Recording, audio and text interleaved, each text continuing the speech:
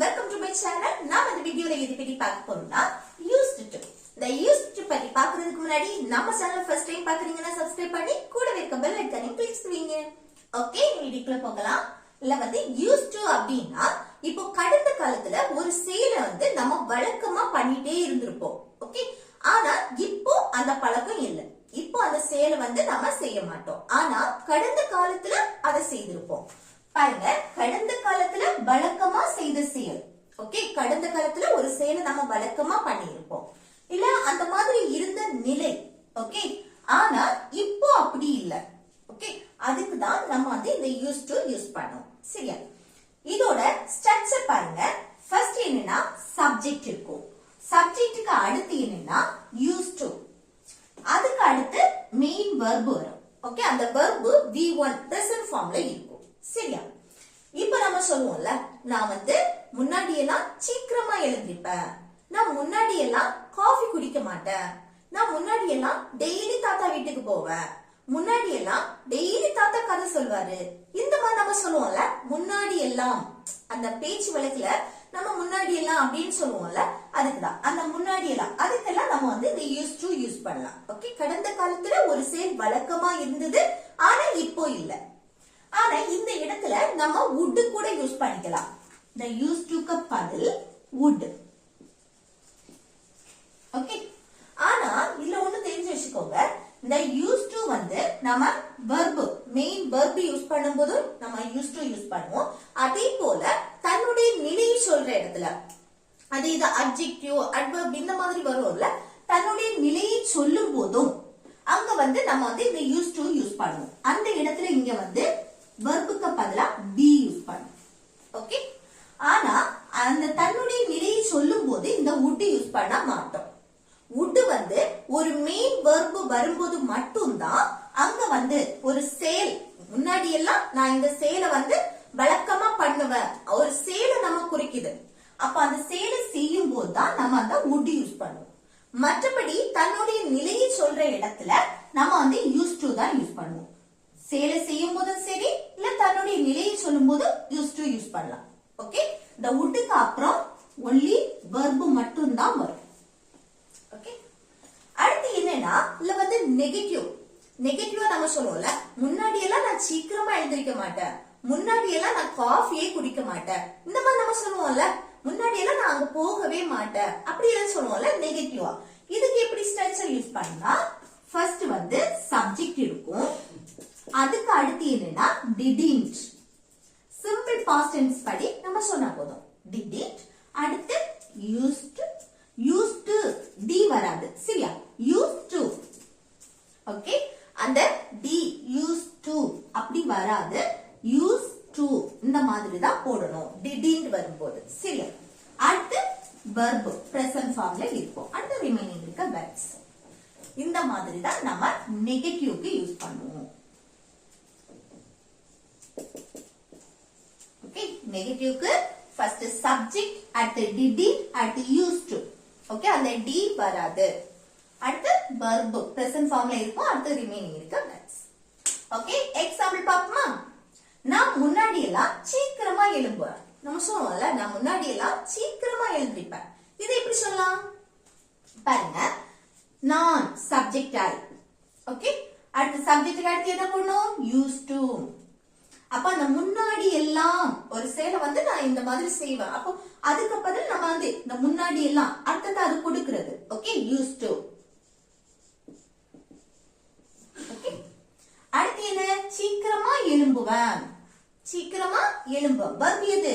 எழும்பக்கூடிய செயல். எழும்புறதுக்கு wake up, இல்லனா get up அப்படின்னு கூட சொல்லிக்கலாம். Okay, wake up. அடுத்து சீக்கிரமா early.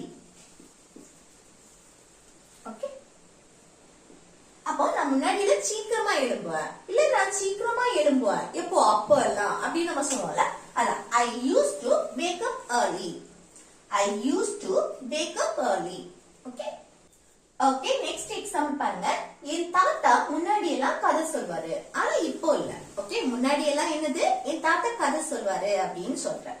இது எப்படி சொல்லலாம் பாருங்க, என் தாத்தா, இதுதான் சப்ஜெக்ட். my grandfather.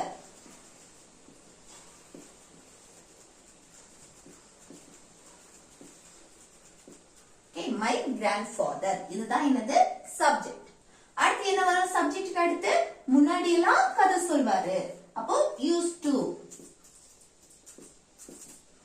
அதுக்கு அடுத்து verb கதை சொல்வார் சொல்லக்கூடிய செயல் சொல்றதுக்கு இங்கிலீஷ்ல tell.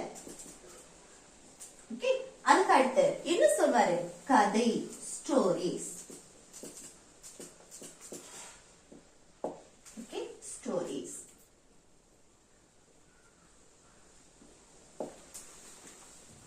அப்போ என் தாத்தா முன்னாடி எல்லாம் கதை சொல்வாரு அப்படின்னா இதை எப்படி சொல்லலாம் my grandfather used to tell stories. okay my grandfather used to tell stories. next நான் முன்னாடி எல்லாம் ரொம்ப வெட்கப்படுவேன் நம்ம சொல்லுவோம்ல நான் முன்னாடி எல்லாம் ரொம்ப வெட்கப்படுவேன் ஆனா இப்ப இல்ல இதை எப்படி சொல்லலாம் பாருங்க இது வந்து ஒருவருடைய நிலையை பற்றி சொல்றது. ஓகே ஒருவருடைய நிலையை பற்றி சொல்றது. அப்ப இது எப்படி சொல்லலாம் பாருங்க நான் சப்ஜெக்ட் ஆகி அதுக்கு அடுத்து என்ன வரணும் முன்னாடி எல்லாம் used to. முன்னாடி எல்லாம் அதுக்குன்னு நம்ம வந்து தனி அர்த்தம் ஒண்ணு கிடையாது. வழக்கமா முன்னாடி வந்து வழக்கமா நடந்த செயல். ஓகே இல்ல முன்னாடியும் போடலாம் முன்புன்னு போடலாம். ஓகே நான் வந்து முன்பு ரொம்ப வெட்கப்படுவேன் நான் முன்னாடி ரொம்ப வெட்கப்படுவேன் இந்த மாதிரி நம்ம சொல்லுவோம்.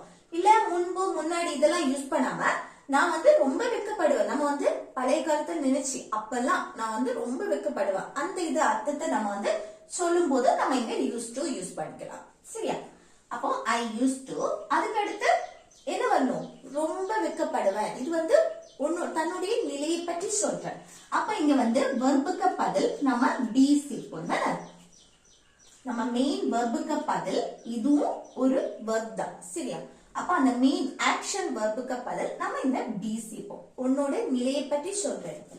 அதுக்கு அடுத்து என்னன்னா ரொம்ப வெட்கப்படுறது very shy. Very shy. Okay அப்போ நான் முன்னாடி எல்லாம் ரொம்ப வெட்கப்படுவேன் அப்படின்னா I use to be very shy. I use to be very shy. Okay அடுத்து நான் முன்னாடி எல்லாம் அதிகமா டிவி பார்ப்பேன் நம்ம சொல்லுவோம்ல நான் முன்னாடி எல்லாம் அதிகமா டிவி பார்ப்பேன் இது எப்படி சொல்லலாம் பாருங்க நான் சப்ஜெக்ட் ஆகி அடுத்து முன்னாடி எல்லாம் அதிகமா டிவி பார்ப்பேன் used to. அடுத்து verb எது அதிகமா டிவி பார்ப்பேன் டிவியை மென்ஷன் பண்ணி பார்க்கிறதுக்கு watch. அடுத்து அதிகமா டிவி பார்க்கிறது a lot of TV. Okay அதிகமா டிவி பார்க்கிறது. சரியா அப்போ நான் முன்னாடி எல்லாம் அதிகமா டிவி பார்ப்பேன் அப்படின்னா I used to watch a lot of TV. Okay I used to watch a lot of TV.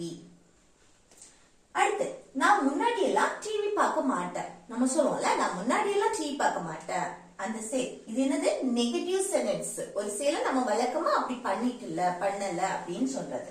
நான் முன்னாடி எல்லாம் என்னது டிவி பார்க்க மாட்டேன் இது எப்படி சொல்றது பாருங்க நெகட்டிவ் சென்டென்ஸ் நான் சப்ஜெக்ட் ஆகி அடுத்து நெகட்டிவ்க்கு என்ன போடணும் didn't.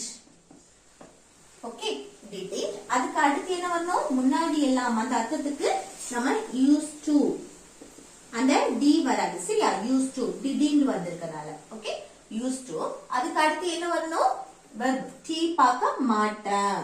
அப்ப டிவியை மென்ஷன் பண்ணி நம்ம பார்க்கிறோம் பார்க்க மாட்டோம் அப்படின்னு சொல்லும்போது watch. அடுத்து டிவி. ஓகே அப்போ நான் முன்னாடி எல்லாம் டிவி பார்க்க மாட்டேன் அப்படின்னா I didn't used to watch TV. I didn't used to watch TV. Okay அடுத்து நெக்ஸ்ட் ஒன் பாருங்க அவ முன்னாடி எல்லாம் காரம் சாப்பிட மாட்டா நம்ம சொல்லுவோம்ல அவ முன்னாடி எல்லாம் காரம் சாப்பிட மாட்டா இது எப்படி சொல்றது பாருங்க நெகட்டிவ் சென்டென்ஸ் தான் காரம் சாப்பிட மாட்டா முன்னாடி எல்லாம். அப்போ நெகட்டிவ் எப்படி அவள் சப்ஜெக்ட் she அவள்னா she அதுக்கு அடுத்து என்ன வரணும் didn't used to. ஓகே அதுக்கு அடுத்து என்ன வரணும் verb காரம் சாப்பிட மாட்டாள் சாப்பிடக்கூடிய செயல் சாப்பிடுறதுக்கு இங்கிலீஷ்ல eat. அடுத்து காரம் அப்போ spicy food.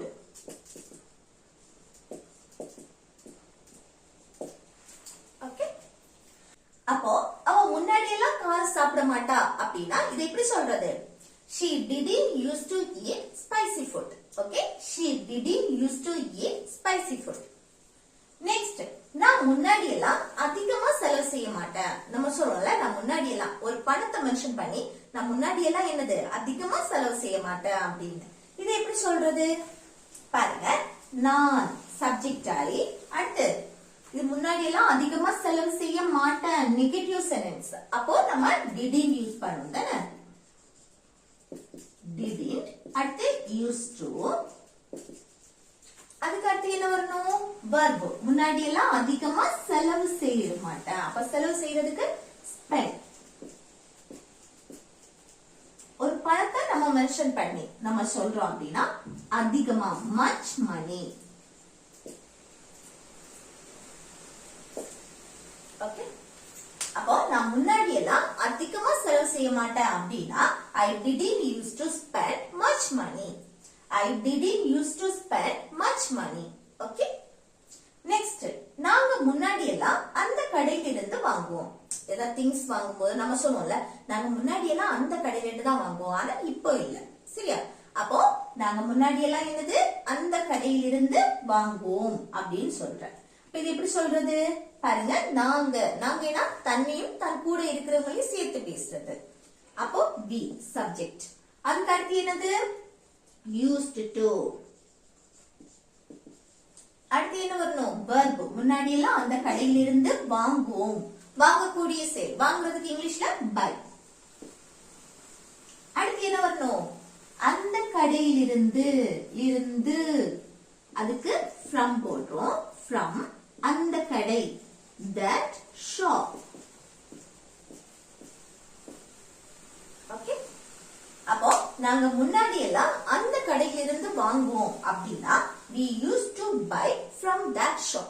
Okay, we used to buy from that shop. Okay, அடுத்து நெக்ஸ்ட் ஒன் பாருங்க. நாங்க முன்னாடி எல்லாம் வெளியே சாப்பிட மாட்டோம். நம்ம சொல்லுவோம்ல, நாங்க முன்னாடி எல்லாம் என்னது வெளியே போய் சாப்பிட மாட்டோம் அப்படி. இது எப்படி சொல்றது பாருங்க. நாங்க சப்ஜெக்ட் be, தன்னையும் தன் கூட இருக்கிறவங்களையும் சேர்த்து பேசுறது. அடுத்து என்ன வரும் முன்னாடி எல்லாம் வெளியே சாப்பிட மாட்டோம் நெகட்டிவ் சென்டென்ஸ். சோ நம்ம என்ன போடணும் didn't used to. அடுத்து என்ன வரணும் verb. வெளியே சாப்பிட மாட்டோம். சாப்பிடுறதுக்கு இங்கிலீஷ்ல eat. அடுத்து வெளியே அப்படின்னா out. அவ்வளவுதான். சரியா? அப்ப நாங்க முன்னாடி எல்லாம் வெளியே சாப்பிட மாட்டோம் அப்படின்னா இது எப்படி சொல்றது we didn't used to eat out. Okay, we didn't used to eat out. Next, என் அப்பா முன்னாடி எல்லாம் சைக்கிள்ல வேலைக்கு போவாரு. நம்ம சொல்லுவோம்ல, முன்னாடி எல்லாம் என் அப்பா என்னது சைக்கிள்ல வேலைக்கு போவாரு, ஆனா இப்ப இல்ல. சரி, அப்ப இது எப்படி சொல்றது பாருங்க. என் அப்பா அப்படின்னா my father. இதுதான் சப்ஜெக்ட். சரியா? my father. அடுத்து முன்னாடி எல்லாம் சைக்கிள்ல வேலைக்கு போவார், பாசிட்டிவ் சென்டென்ஸ். அப்ப நம்ம அடுத்து என்ன போடணும் சப்ஜெக்ட் அடுத்து used to.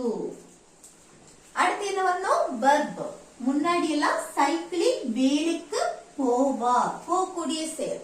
போறதுக்கு இங்கிலீஷ்ல go.